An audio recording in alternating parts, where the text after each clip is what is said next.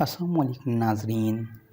ناظرین اے سی سی health channel سے آپ کا میزبان ڈاکٹر جی صدیقی۔ آج کا پروگرام نہایت ہی امپورٹنٹ ہے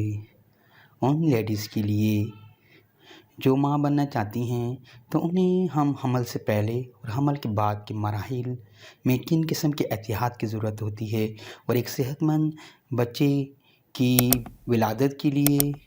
کن خوراک کی ضرورت ہوتی ہے، کن احتیاطیوں کی ضرورت ہوتی ہے، اور کس چیز سے پرہیز کرنا چاہیے کہ آپ آپریشن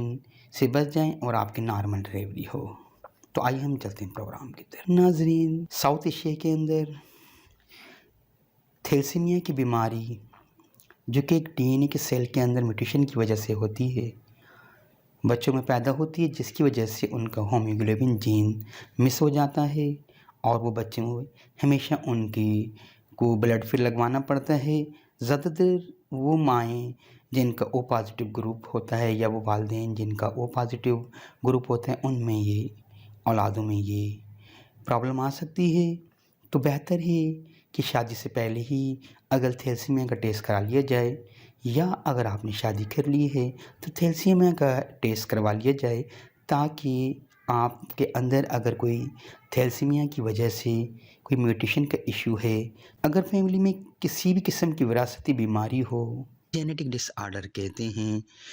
اس سے بچنے کے لیے کہ آپ کے بچے کروموسومل ڈیفیکٹ سے محفوظ رہیں،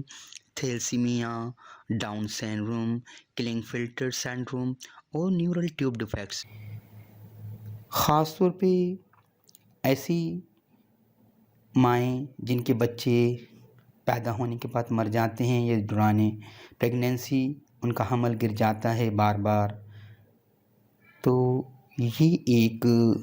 ایب نارملٹیز ہے جو کہ پیچھے سے فیملی میں چلتی ہوئی آ رہی ہوتی ہے۔ ایک صحت مند بچے کی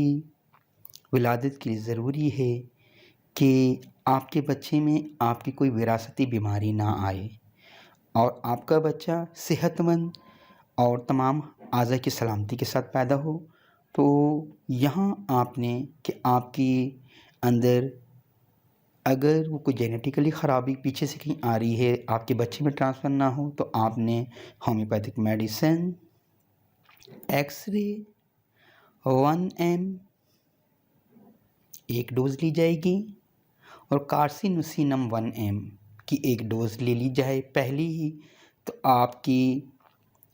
جب آپ میاں بیوی آپس میں ملاپ کریں گے تو ان میں کوئی بچے میں یہ جینیٹیکلی خراب نہیں آئے گی، اور دوران حمل بھی ایک خوراک